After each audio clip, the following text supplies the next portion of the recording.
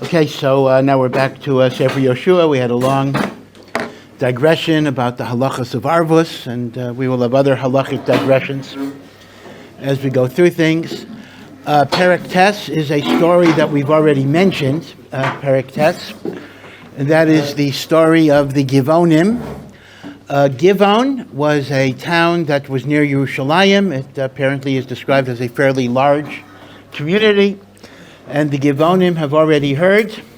Well, Givonim is their city, but they are Chivi. Chivi is one of the 7 nations of Canaan, Chivi. So they are Chivi people, and they live in Givon. And they had heard about the tremendous victories of Yericho against Yericho and against Ai, the second time where we managed to conquer Ai.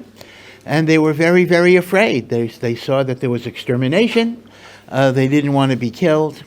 So as a result, they engaged in a deception, meaning to say they dressed themselves up as if they came from a very faraway country. They wore raggedy clothes. They took bread that was all dried out. They wore shoes that had holes in them that were torn. And they come to Yehoshua and they basically say, hey, we are from another country. We are from a very faraway country. And we heard about the great victories. Now, one question occurs to me. Isn't there something that's already crazy about that story? I mean, the conquest of Ai and Yericho had just happened. So if they say they've traveled for a very, very long time, that actually means, see, if they would have said maybe we heard about Kriyas Yamsuf, we heard about stuff in the desert, we heard about the conquest of Sichon and Og, Eber Yarden, that could fly. But l'chayra, the story itself is inherently improbable.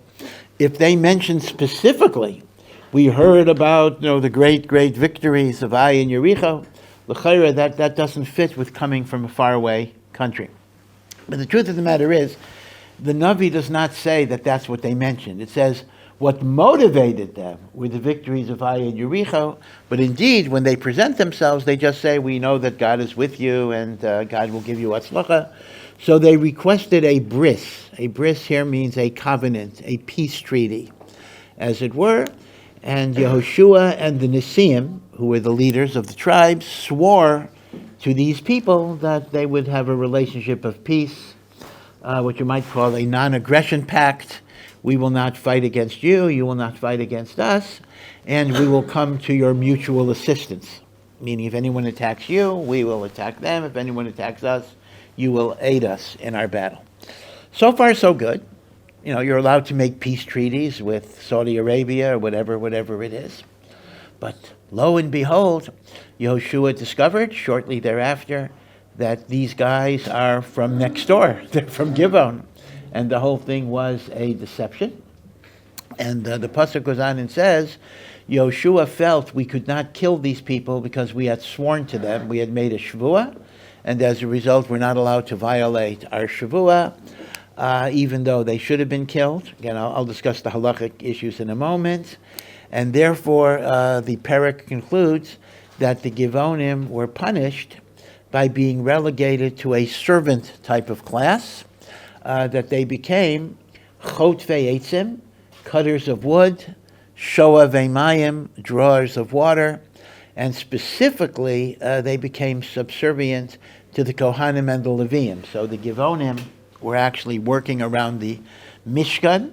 The Mishkan is in Gilgal right now. It's going to move to Shiloh. But in truth, the Givonim were considered connected to the Beis HaMikdash all the time. So during the first Beis HaMikdash, there were Givonim, and even in the second Beis HaMikdash, they returned in the book of Ezra. The term that Chazal used for the Givonim, and the book of Ezra actually uses for them, are called Nisinim. So you may remember perhaps Mishnahs and Mishnayos and Kedushin that talk about the Nisinim, and Rashi will always explain the Nisinim are the Givonim.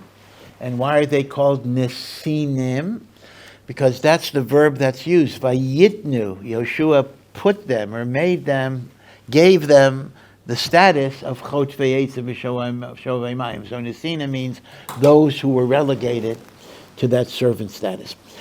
Okay, so this in Bekitzer is the narrative of Perek Tes, the story of how the Givonim deceived Bnei Yisrael and how they became Chotfei Eitzim V'Shoavei Mayim. Now, the big problem is this. What exactly are the Givonim afraid of? Again, this is a shtickle chazara, but again, as we come to it again, it's worthwhile to go over it again. Remember the fundamental machlokes Rashi and the Rambam regarding how we deal with the 7 nations that inhabit Canaan. Now, the Torah says by the 7 nations that inhabit Canaan, it does say, Lo sechaye kol neshama. You have an obligation to eradicate those nations. That is men, women, child. The 7 nations who inhabit Canaan are the same as Amalek. Lo sechaye kol neshama. But how you interpret that and how you apply that is a machlokes Rashi and the Rambam.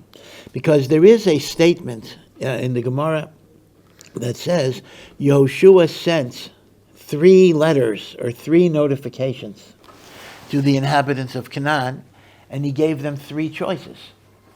Choice number 1 is, if you want to get out of here, just leave the country. Leave, and we're not going to pursue you. Harotza livroach yivrach. And we are told that only one nation actually simply vacated Eretz Yisrael Lagamri, and that's the nation that's called the Girgashi. That's why you find that although Girgashi is one of the 7 nations, they're usually not enumerated in any of the lists because they simply left. They went to some place in Africa, and they're not around either, but they were not eradicated. Now, second option is if you want to make shalom with us, we will accept shalom. Shalom means, number 1, acceptance of Jewish sovereignty. Well, actually, the first one is acceptance of the 7 commandments of Noach. Number 2, acceptance of Jewish sovereignty and assumption of taxation and tribute obligations. That's shalom, the option of shalom. Option number 3 is, if you don't vacate and you don't accept shalom, we're going to wage milchama. Now, this is beferish in the Gemara that these were the 3 options that even the 7 nations were given. Leaving, shalom, or milchama. Now, according to Rashi, these options only exist until the Jewish people cross the Yarden. Until the Jewish people crossed the Yarden, any of the 7 nations of Canaan could have made shalom, and they would have been permitted to live in Eretz Yisrael, and they would be what we call a ger toshav, right? A ger tzedek is a non-Jew who becomes Jewish. A ger toshav is a non-Jew who remains a non-Jew, but they have accepted the 7 commandments and Jewish sovereignty, and they are permitted to live in Eretz Yisrael. And indeed, there's a mitzvah to give them tzedakah and to support them, and the like. Right, ger toshav. So, did the 7 nations have the opportunity to be gerei toshav? They did. But according to Rashi, that is only before Yehoshua and Bnei Yisrael crossed the Yarden. And you'll remember that explains why, according to Rashi, Rachav was able to make a deal that she could survive with her family because she spoke to the Meraglim and she made that commitment before Bnei Yisrael crossed the Yarden. But according to Rashi, once Bnei Yisrael crossed the Yarden, there is no longer an option of shalom. I'll talk about, is there an option of leaving? That's an interesting question, but there's no option of shalom. And therefore, at least if they don't leave, it could be even according to Rashi, they may have an option of leaving, because that's why you have to leave a 4th side. When you circle the city, the 4th side is left open to give them a chance to leave. So that's mashma that if they want to leave, they can leave even after we cross the Yarden. But the one thing that is clear according to Rashi is there is no option of kriyas shalom for the 7 nations once we cross the Yarden. So if you go with Rashi's shita, the story of the Gibeonites is very understandable. The Gibeonites could not have just gone to Yoshua and say, hey, we want to make peace, we want to make shalom, we want to accept Jewish sovereignty in the 7 mitzvahs, because it's too late. The imperative, again, I'm not addressing the moral issue, but the imperative of lo sechaya kol neshama means they're going to be eradicated. So the only way they could stay alive was by posing as people who came from another country who were not of the 7 nations of Canaan. Meaning, according to Rashi, the need for the Givonim's deception is very, very pashut, because the option of Kriyas Shalom had already expired. The Givonim didn't want to leave Eretz Yisrael. They didn't want to go back anywhere. They wanted to live in Eretz Yisrael. So the way they could do it is by pretending to be from a faraway country and thereby have the status of Ger Toshav. Now, the only question, according to Rashi, you might ask is, why would Yehoshua feel bound by an oath? And there are 2 different reasons why an oath of a peace treaty would not be halachically binding. Reason number 1 is it was an oath under false pretenses. If I made a shvuah to keep you alive because I thought you were from another country and you're not even the 7 nations, this was an oath under false pretenses. And there's another reason why it's not valid, and that is it's an oath to violate the Torah. If a person makes a shvuah, I'm going to eat treif. The person says, I'm going to eat treif. Or even in the negative, I'm not going to eat any matzah the first night of Pesach. So what's the halacha, right? If you make a shvuah to be over on the Torah, either by action or by inaction. A shvuah, I'm not going to wear tefillin. Even if it's one day, I'm not going to wear tzitz. Well, tzitz is different because actually you don't have to wear a 4-cornered garment. But okay, so that might be different. Although if you made a shvuah, I'm going to wear a 4-cornered garment and I'm not going to have tzitzis on it, that would be the same problem. So the halacha is very, very clear. The Gemara says in many places that a shvuah to be over on the Torah is not a binding shvuah at all. And the reason is because everybody is already mushpa v'omed me Har Sinai. You already took an oath to Hashem at Har Sinai, all of us, to keep the Torah. So a shvuah to be over on the Torah is not chal at all.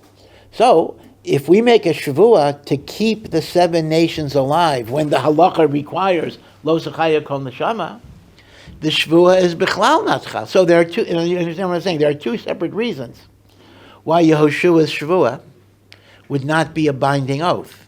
It wouldn't be binding because it was under false pretenses. And it wouldn't be binding because even if it wouldn't have been under false pretenses, it's a shvuah keneged the Torah, and it's not binding. So according to Rashi, why the Givonim had to engage in deception is understood. Otherwise, they wouldn't be able to live. The question, according to Rashi, is what makes the shvuah binding? For these 2 reasons, it shouldn't be binding. So the short answer is, Eino Chinami, Rashi will have to learn that the shvuah is not binding.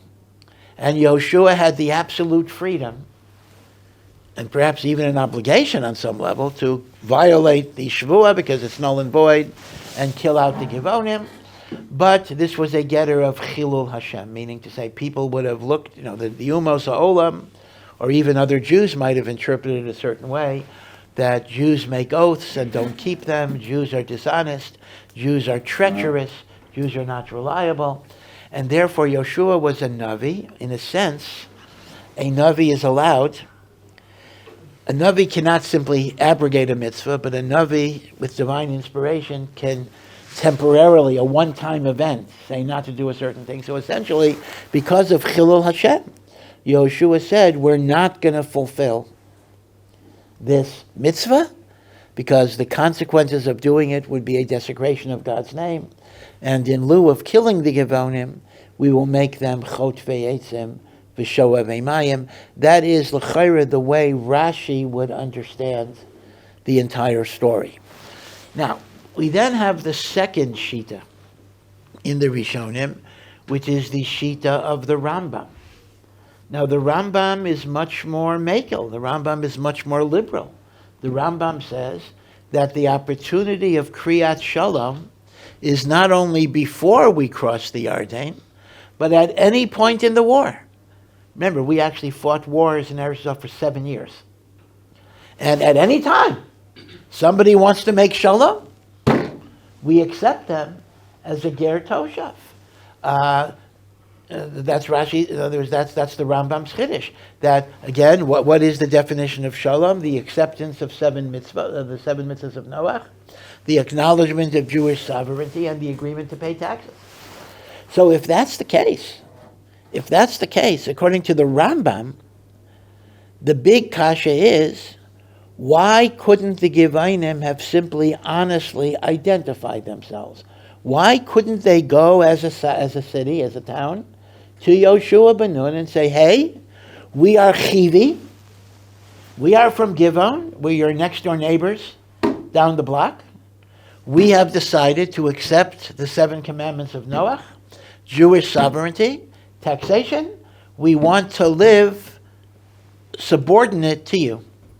They didn't have to, in other words, like Rashi, that wouldn't have worked. Like Rashi, there would have been a chiyuv to kill them. Like the Rambam, they could have been honest. Why did they have to engage in any deception whatsoever if the opportunity of shalom exists even after you cross the Yarden? Right, so that's a big, big, big question on the Rambam. Of course, the Rambam himself asked the question, but the question on the Rambam Shita is, if there's kriyas shalom, even after we cross the Yarden, which is the Rambam's opinion, not Rashi, but that's the Rambam's opinion, what was the need for the Gibeonites to do any type of pretense? They could have just identified themselves directly, and they would have been okay. So the Rambam actually learned, it's a big daichak. The Rambam himself asks the question. The Rambam says, if there's kriyas shalom, why did the Anshe Givon have to do what they did? Right? The Rambam asks it in Hilchos Malachot. And the Rambam's essential answer is, you're right.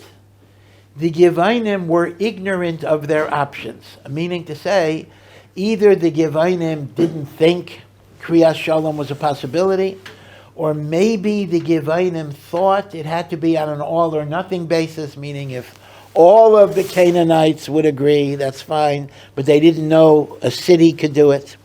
In other words, it was a mistake, the Rambam says. The Rambam actually says they could have been honest, and they could have been gerei toshav. So then the question is this. So now, like the Rambam, the question is the other way around, because the pasuk is mashma that after the deception was discovered, the people wanted to kill the Gibeonites, and Yoshua said not to because of the shvuah. So like Rashi, the understanding is the Gibeonites were chayav misa, but the shvuah created a chilul Hashem, so we couldn't kill them. That's according to Rashi. According to the Rambam, you got a problem. The Gibeonites engaged in a deception they didn't have to engage in, but Lamaisa, they wouldn't be chayav misa. So why does the pasuk say, or why did Yehoshua say, it's only because of the shavua that we're not going to kill them, otherwise we would kill them? Like the Rambam, that part is difficult, right? So the Rambam is madchik a little bit, and I'm not sure what the makar is. The Rambam says that because of their deception, they were deserving of death. Now, I'm not sure exactly why, because, lying is not a capital crime. In other words, because of their deception, they deserve to die if it wouldn't have been because of the shvuah. Again, it's a daichik. It's hard to fully understand. But once again, it is important when you look at the maisa of the Gibeonites, who are called the Nesinim, you have to focus on the Machlokas Rashi and the Rambam, what the understanding of the maisa is. Now, interestingly enough, Ramban in his Perush al HaTorah adds an interesting point, that according to the Rambam, who says kriyas shalom would have worked, in a sense, the fact that the Gibeonites were made servants, who were cutters of wood and drawers of water, it's not a punishment. They're getting exactly what they would have gotten had they been upfront, because one of the conditions of kriyas shalom is you assume a position of servitude, and the like. So therefore, had they been honest, they might have been made chotvei eitzim shovei mayim. So according to the way the Ramban explains Rambam, this is not even a punishment. This is not a kanas. It's simply saying, instead of treating you as equals, we'll treat you like the 7 nations who are seeking residence in Eretz Yisrael. Kriyas Shalom requires that you be like an Eved, you see? So, now again, it's not so mashma that way. I mean, the hemshech of the psukim is very much mashma that the chotvei eitzim v'shayavei mayim was a kind of punishment for their deception. But Ramban says it's not a punishment. It's simply giving them the status they would have had they honestly sought out Kriyas Shalom. Right? Sheva mitzvahs, mas, avdus. Yeah. Does the Ramban imply that they actually did accept the mitzvahs b'nei Noach? That's the assumption. Both the Rambam and the Ramban are assuming that. Now, I want to mention another aspect, though, which does not emerge from either Rashi or the Rambam, but it seems to be the position of Chazal in many, many places. Chazal actually seem to assume that not only did the Gibeonites accept the 7 commandments of Noach, but the Gibeonites converted to Judaism. They actually became Gerim. And they were part of the Jewish nation itself, but we were not allowed to marry them.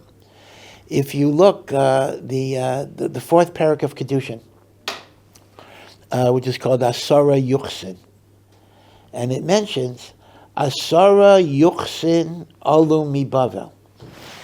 There were 10 different family groupings that Ezra brought up from Bavel to Eretz Yisrael. And it mentions Kohanim, Leviim, Yisraelim, Mamzerim. They kept records of who was a Mamzer they needed to know. And it mentions Nesinim. Ezra designated which people were Nesinim, and he brought them to Eretz Yisrael. And the Mishnah goes on and makes the point that Nesinim are not allowed to marry into Am Yisrael, even though they converted. Now, this is very different because both according to the normal understanding of Rashi and the Rambam, the Nesinim at best were Gerei Toshav, and yet the Mishnah in Kedushin indicates that at least some of them, now maybe this was not, again, it's not clear, maybe this was not at the time of Yoshua, maybe over time. In other words, it's not necessarily a stira. Maybe in Yoshua's time, at most they were Gerei Toshav, but in the course of history, they converted. So that's how I would be miyashiv. But even if they convert, you're not allowed to marry them. So let's focus on that. If they convert, and they're halachically Jewish, why would there be an isser to marry them? Why are Nesinim, which are Givonim, why are they Pesulei Kahal, that you're not allowed to marry? So there are actually 2 different opinions in the Gemara itself. Opinion number 1, stated by Rava, is there's a lav in the Torah. When the Torah talks about eradicating the 7 nations, it also adds, Lo tischatein bam. Do not marry them. There's an isser to marry somebody of the 7 nations. Now, Rava makes the following diuk. If the Torah says don't, it doesn't say don't sleep with them. It doesn't say don't have intercourse with them. It says don't marry them. That implies that they're already in a situation where marriage would be possible, kedushin would be possible. Now, when somebody's a non-Jew, there's no way a Jew can have a kedushin with a non-Jew, meaning the marriage is null and void. There is no such thing as the marriage between a Jew and a non-Jew. And since the Torah says you're not allowed to marry them, the implication is that they're already Jewish, and marriage would be possible, and it becomes prohibited. So according to Rava, What the Torah is telling me in the lav of lo tischatein bam is that it is forbidden min haTorah to marry somebody of the 7 nations of Canaan, even if they converted to Judaism sincerely. Gezeres HaKosov, that this type of ger cannot marry into Klal Yisrael. Meaning, even if we go that you didn't have to kill them because of Kriyas Shalom, right? And they could have been Gerei Taishav and they became Gerei Tzedek. According to Rava, there's an Isser D'Oraisa to marry any of the 7 nations, even if they converted to Judaism. Because they're considered to be so corrupt that even if they converted, we're not makabel them. Well, we're makabel them as Jews, but we're not makabel them to be allowed to marry.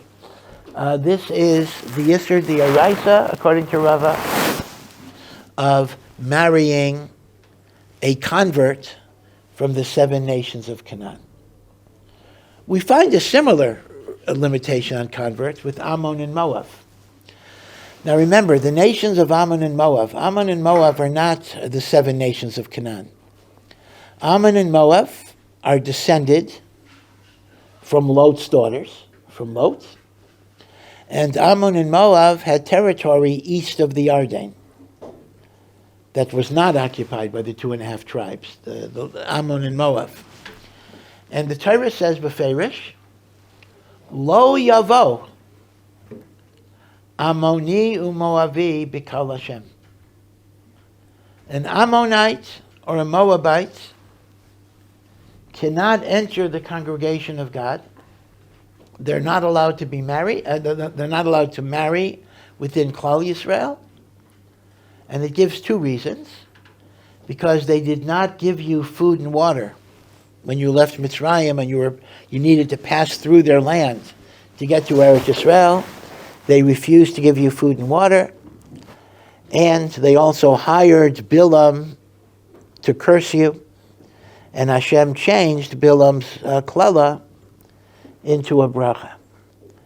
So Ammon and Moab, now what is this talking about? Is this talking about an unconverted Moabite? No, an unconverted Moabite is a goy. Of course I can't marry an unconverted Moabite. So what does the Torah mean when it says you can't marry a Moabite? It means you can't marry a converted Moabite. Right? Now we then know, just to remind you, that this halacha only applied to the male converts of Moab. It did not apply to the female converts of Moab, which is why Rus, the Moabite, who converted to Judaism, was permitted to marry Boaz. And from that marriage came David. David HaMelech was the great-grandson of Rus. And the reason the Gemara gives is because since it condemns the Moabites because they did not give you food and water, it is only the derech of men to greet a foreign army with food and water. Women are not expected to do that, and as a result, they do not suffer. Of course, one could ask a simple question. Why shouldn't a woman bring out food and water to a strange army? It's not sneastika behavior. So come on, are you telling me that the Moabite women did not bring out food and water because they were so tsanua they would not go to a foreign army? When it came to the fornication, the Benos Moab were mizana with Bnei Yisrael. So all of a sudden, when it comes to food and water, they become righteous tzidkanios who are tsanua. What's the story here? You're telling me we don't penalize the women of Moab because they can't be expected. So here you see an interesting thing. Let me digress for a moment. The famous essayist, poet Alexander Pope once said about hypocrisy. He said, hypocrisy is the tribute that vice pays to virtue. You have to think about that a little bit, meaning to say, we all look at hypocrisy as a very bad thing. But hypocrisy also means, on modeh, there's a certain standard. it's a tribute that really I have all sorts of vices, but publicly I'm not going to violate those things because I'm still machshav the standard. Which means sometimes doing the right thing may be proper even if you're doing it for the wrong reasons. Meaning, did the Moabite women refuse to give food and water because of tznius? No, that wasn't their motive at all. They had nothing to do with tznius. But lamaisa, it was a davar tzanua.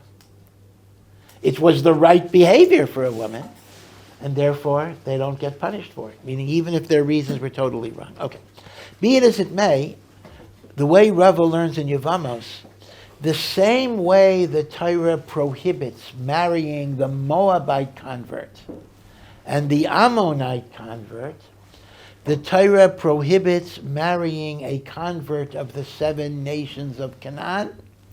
And that's even more chamor, because in the case of the Moabite and the Ammonite convert, that only applies to men and not women. In the case of the 7 nations, it even applies to men and women equally.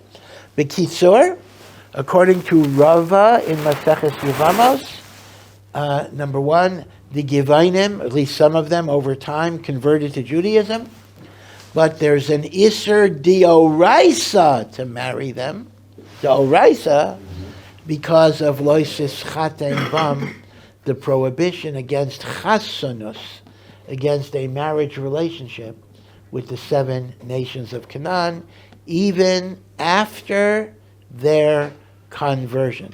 That is Rav Shita. Yeah. Does that apply to their descendants also? It would apply to their descendants because they become like a mamzer at that point. And therefore the children, the grandchildren, so they could intermarry among themselves, but they wouldn't be allowed to marry into Klal Yisrael.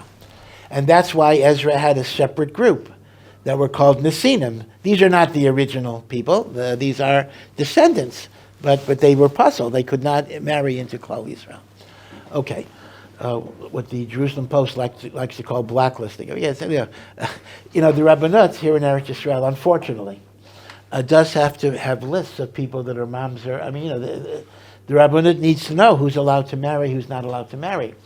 So whenever the newspapers get wind of this, they always write about the medieval blacklists that the rabbinate keeps of mamzer and everything else. I mean, it's again, I acknowledge that it's sad, but lemaisa, you have to have that. Okay, now this is one Mandi Amar. There's another Mandi Amar who darshans the whole pasuk differently, and they say the lav of losis chatein is a prohibition to marry them if they didn't convert. And it's not lav davka the 7 nations. It is the general prohibition against intermarriage. Whether it's the 7 nations, whether it's any guy. And there is no special isser of marrying the 7 nations after conversion, because the whole pasuk is talking about pre-conversion. You see, once it's talking about pre-conversion, it's lav dafka the 7 nations. It applies to any intermarriage. In other words, the isser of intermarriage is losus chatein, but there's no isser of gerus, and the reason the sinam arasar is simply midrabanan, and it's part of the kanas. In other words, the same kanas that made them chot ve'etzim v'shoav mayim also prohibited marrying them. But it's not an Isser D'Oraisa. So, B'Kitzur, there is a fundamental machlokas in the Gemara if the Isser of marrying Nesinim is a D'Oraisa Dika Isser, or it's also part of the Kanas. Now, if I can get a little ahead of ourselves, in the book of Shmuel, you see quite an amazing thing about the responsibility that a Jewish community has to the most vulnerable of its population, even if they were not necessarily fully Jewish. And that is, you'll recall that when Shaul HaMelech was king, so I'm going way ahead of ourselves right now. So at some point, he was very, very jealous of David. And we'll talk about what's going on there a little later. And he was pursuing David. David was a fugitive who was running around, and Shaul wanted to kill David. And at one point, David had sought refuge in another small town near Yerushalayim that was Nov. And Nov was inhabited by Kohanim, who worked in the Mishkan. There was no Beis HaMikdash then, but worked in the Mishkan. And they had given David some food and shelter. And when Shaul HaMelech discovered that Nov, the city of Kohanim, had given David food and shelter, he massacred the entire city, right? This is the great, great Aveira of the killing of Nov, Ira Kohanim. But if you look through the narrative in the book of Shmuel, you see Shaul was punished very much. I mean, actually after his death, that his own children were killed because of this Aveira. But when the Aveira is described, it's not described that he killed the Kohanim. It's described that he killed the Gibeonites. How did he kill the Gibeonites? He actually didn't kill the Gibeonites. But Chazal say, because he deprived the Gibeonites of their sustenance, because they were servants to the Kohanim. When the Kohanim were killed, those Gibeonites at least, those Gibeonites in Nov, were deprived of their parnasa. That is treated as if he killed them. And because of this, Shaul lost 7 sons. 7 sons were hung. In other words, what happened basically was there was a great famine, and it was determined this was a punishment from Hashem because of Shaul, who had killed the Gibeonites, and the divine way of getting rid of the famine was killing 7 children of Shaul. Now, the Gemara itself says, you see over here that the Gibeonites are a servant class. The Gibeonites, at least at this point, were not yet Jewish. They did not convert. They were oppressed. They were the lowest of the low people on the totem pole. And yet, if we made a commitment to take care of them, we made a commitment to support them, and we removed that support, that can bring down the worst heavenly punishments. Which means, on some level, that's very hard to understand. Depriving the Gibeonites of their parnasa was worse than the Aveira of killing the Kohanim themselves. Because it doesn't say that Shaul's children died because he killed the Kohanim. It says Shaul's children died, or there was a big famine before that, because he killed the Gibeonites. And Chazal say that doesn't even mean he killed the Gibeonites. It simply means they were deprived of their parnasa. So that's an amazing point when you think about the responsibility, I don't want to get political, so to speak, to vulnerable people, to weak people, to poor people, to people who don't have resources, even if they're not Jewish. If we took on a certain achrayus towards them, this can be a source of tremendous midas hadin if we do not live up to that achrayus. Okay, so this is B'kitzur, the story of the Gibeonites. Tomorrow, Be'ez Hashem, we'll just go on with the next few prakim. Okay, good day. Thank you for listening to this Awesome production. To find out more and to partner in our mission, please visit ohr.edu.